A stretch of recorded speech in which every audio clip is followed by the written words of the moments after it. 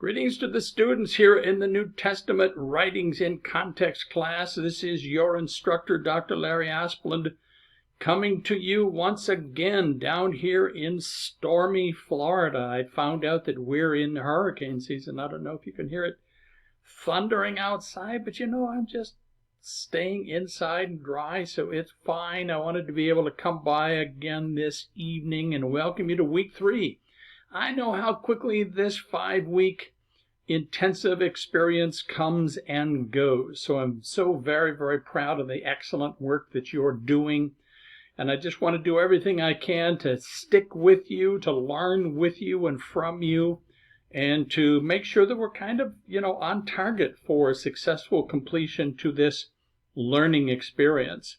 The week 3 theme is Pauline traditions, the writings attributed to Paul, to the Apostle Paul in the New Testament, which are quite a few, of course, and all very significant in the New Testament. Our week 3 learning, our objectives are, first of all, to synthesize an understanding of Paul's gospel. And that, Paul's gospel is probably what he is known for. We can see examples of it throughout, especially in the book of Romans, but it's very, very important for us to try to wrap our head around as to how he approached what his understanding was to the Christ event, we would say, and to all the significance that Jesus did, etc. And then number 2, to reflect creatively on the personal relevance of Paul's writings. And then number 3, to communicate that relevance in group discussions. And so that's kind of our usual threefold objectives once again for the week. Week 3 assignments, you have 2 reading assignments again this week. Remember that there is a link at each assignment for you to be able to report your readings at the end of the week. So in our textbook from Johnson, I'm asking you to read chapters 10, 14, and 15. Obviously, we'll skip a few because there are quite a number of chapters, as you can imagine, for Paul. And then in the New Testament, I'm asking you to read the book of Romans, the book of Ephesians, and the book of Philippians. And I know you will enjoy reading or rereading those writings in the New Testament.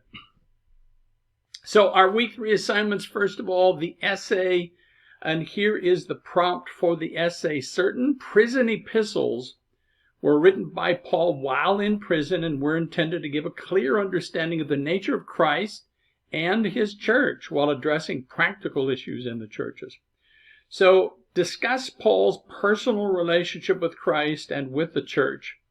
Why did that provide an important example for the early churches to follow, and how might it affect our approach to faith in Jesus?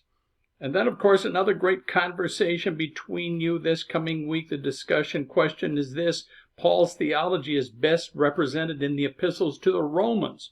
So choose one verse or passage in the book of Romans that you consider to be a key to understanding Paul's teaching and explain why it is particularly meaningful to you. So just another opportunity for us to probe into the writings of the New Testament and their context, and to be able to process it in a meaningful way this coming week.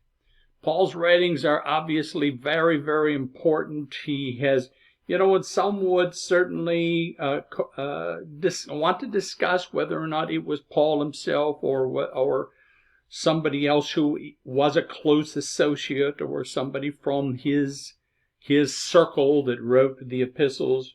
Whatever that discussion might be, I think we accept that Paul is the defining influence. So it's good for us to take, obviously, some time, given our class, to look at the contributions of Paul to the New Testament writings. I appreciate it in this class that to some degree we are assuming a certain amount of background when it comes to Christianity. And I also recognize that that's not always true, that we have any number of you who were not raised in church, did not go to Sunday school, did not have Bible reading, in the home or personally. whatever it might be. Others of you definitely where we have occasionally pastors' kids in this class. And I don't know that that's always helpful, to be honest. I grew up in the church, very much so. But I don't know that it really stuck for me personally until I had my own personal encounter with Christ as a young university student.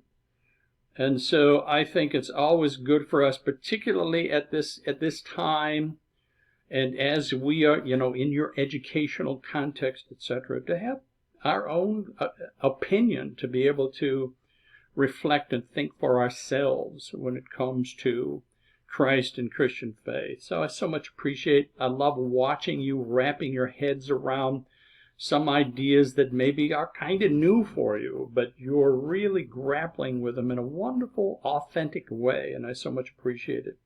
So I'm looking forward to another good week together, another good learning experience that we will share together. As always, please know that I am here ready to serve you in any way that I can. So never hesitate to let me know how I can serve you. I know it's going to be a great week. God bless you. Just have a great week 3.